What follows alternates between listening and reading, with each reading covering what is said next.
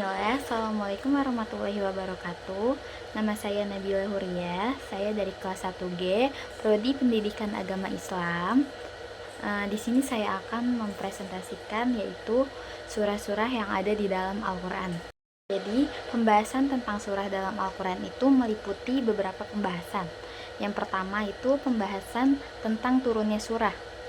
Dalam pembahasan turunnya surah, dalam Al-Quran ini diartikan dengan makiyah dan madaniyah, serta tentang penurunan surah yang pertama dan yang terakhir. Yang kedua, tentang urutan surah yang ada di dalam Al-Quran, ya ini berupa tartib. Pembahasan ini meliputi tentang apakah turunnya urutan surah yang ada di dalam Al-Quran adalah taufiki atau ijtihadi. Yang ketiga, tentang pembahasan pengelompokan surah-surah yang ada di dalam Al-Quran, seperti At-Tiwa, Al-Mi'un, Al-Mufassal, dan Al-Masani. Pembahasan terakhir yaitu pengelompokan atau penamaan surah yang ada di dalam Al-Quran. Mengetahui surah secara etimologi dan terminologi, dalam surah ada dua bahasa. Secara etimologi, al-surah itu adalah manzilah, yang berarti kedudukan, yaitu kedudukan setelah kedudukan, dan ada al-syaraf atau kemuliaan. Al-surah secara terminologi juga dapat diartikan sesuatu yang sempurna atau lengkap. Sedangkan secara terminologi, para ulama ahli ilmu Al-Quran itu berbeda-beda dalam mendefinisikan surah yang ada di dalam Al-Quran. Di antaranya ada Al-Jabari mendefinisikan surah sebagai Al-Quran yang mencakup bagian macam ayat yang mempunyai pembukaan dan penutup dan jumlah yang paling sedikit adalah 3 ayat. Akhir itu ada dari Manahulil Al-Qatan mendefinisikan surat sebagai berikut, yaitu surat adalah kumpulan ayat-ayat Al-Quran yang mempunyai awal dan akhir. Nah, dari definisi yang telah saya sebutkan tadi itu dapat disimpulkan surah adalah sekumpulan ayat-ayat Al-Quran yang berdiri yang memiliki permulaan dan akhiran sebagai tingkatan untuk membedakan antara surah yang satu dengan surah yang lainnya. Lalu ada klarifikasi surah Kisar, Mi'in, dan Atiwal. Syekh Muhammad Abdul Azim Al-Azzarqani dalam kitabnya Manahil Al-Irfan fil Ulumul Quran menyebutkan klarifikasi surat-surat yang ada di dalam Al-Quran itu terdiri atas 4 macam, yaitu yang pertama ada surat At-Tiwal, yaitu 7 surat panjang yang terdiri dari Al-Baqarah, Al-Imran, An-Nisa, Al-Maidah, Al-An'am, dan Al-A'raf. Surat yang ketujuh ada perbedaan pendapat antara surat Al-Anfal yang digabung dengan surat At-Taubah karena tidak ada perantara basmalah atau surat Yunus. Nah, yang kedua itu ada dari Al-Mu'in, yaitu jumlah ayatnya yang 100 lebih sedikit. Ketiga itu ada Al-Mufassal. Yang ketiga itu ada Al-Mufassal, yaitu surat yang banyak fasal atau banyak pemisahan antara surat dengan lafal basmalah. Surat Al-Mufassal terdapat pada bagian akhir dari susunan mushaf dalam Al-Quran. Dari surat Al-Mufassal ini terdiri atas 3 macam. Yang pertama itu At-Tiwal Al-Mufassal, surat-surat yang panjang, mulai dari surat Al-Hujurat sampai surat Al-Buruj. Yang kedua ada Awsat Al-Mufassal, surat-surat yang sedang atau tengah-tengah, ya, jadi tidak panjang dan tidak pendek, mulai dari surat At-Tariq sampai surat Al-Bayyinah.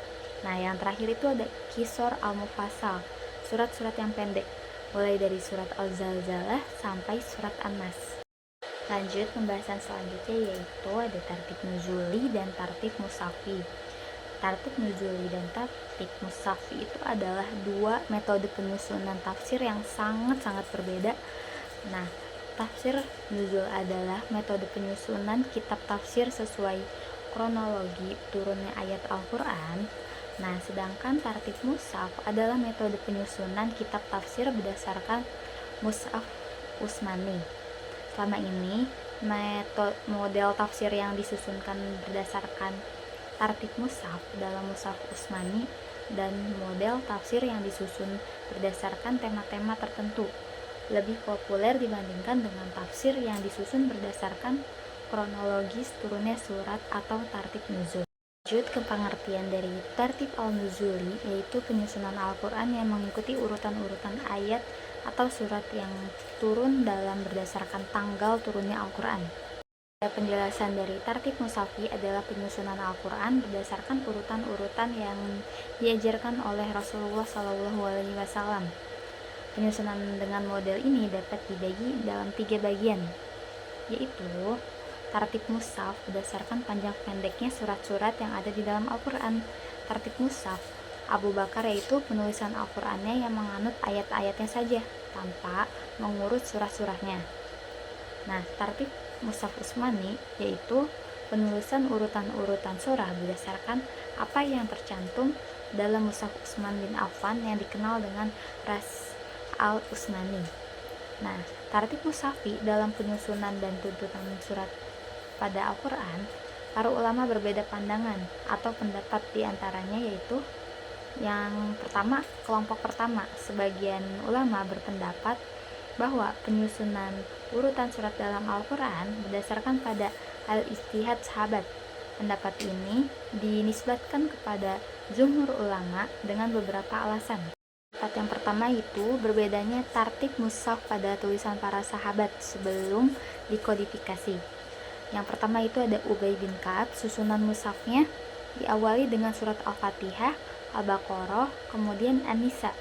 Yang kedua Ibnu Mas'ud, susunan mushafnya diawali dengan surat Al-Baqarah, An-Nisa, dan Al-Imran.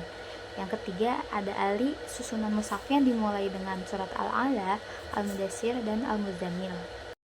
Nah, atas dasar mushaf sahabat inilah para ulama berpandangan bahwa seandainya mushaf dalam Al-Quran bersifat tauqīfi, tentu para sahabat tidak berbeda penyusunannya dalam mushaf-mushafnya.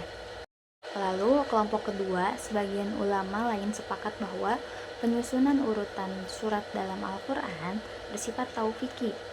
Sebagaimana taufikinya tartib ayat, pendapat ini dinisbahkan kepada Abu Bakar Al-Anbari, At-Tibi, dan Abu Ja'far An-Nuhas dengan alasan yaitu surat-suratnya mempunyai kemiripan, isinya tidak disusun secara berurutan dalam mushaf, seperti surat yang dibuka dengan musabbihat yang diselingi dengan surat lain.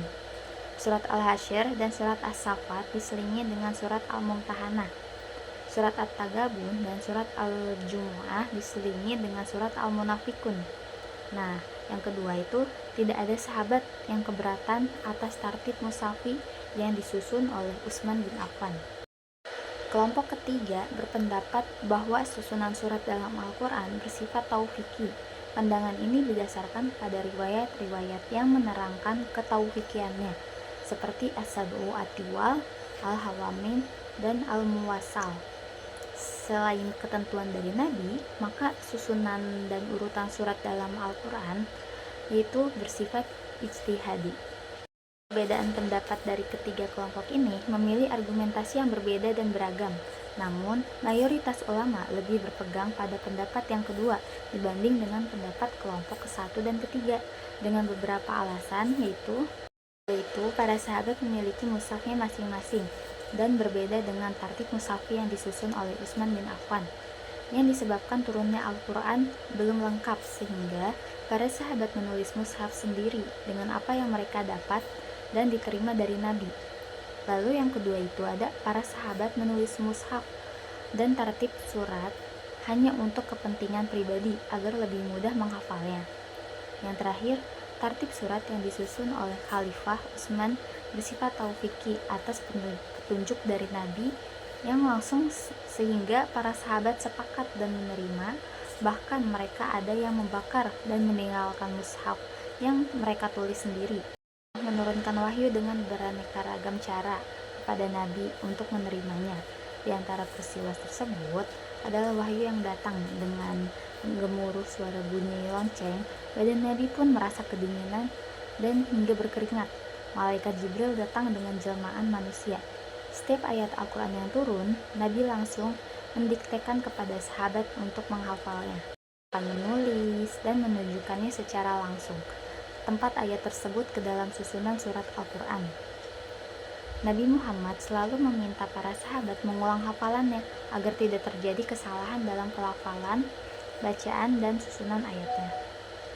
Bulan Ramadan, malaikat Jibril datang kepada Nabi, dan 1 tahun sebelum Nabi wafat, malaikat Jibril datang 2 kali untuk mendengarkan bacaan ayat-ayat Al-Quran. Saja yang dapat saya sampaikan dalam materi surah-surah yang ada di dalam Al-Quran. Kurang lebihnya mohon maaf. Wabillahi taufiq wal hidayah. Wassalamualaikum warahmatullahi wabarakatuh.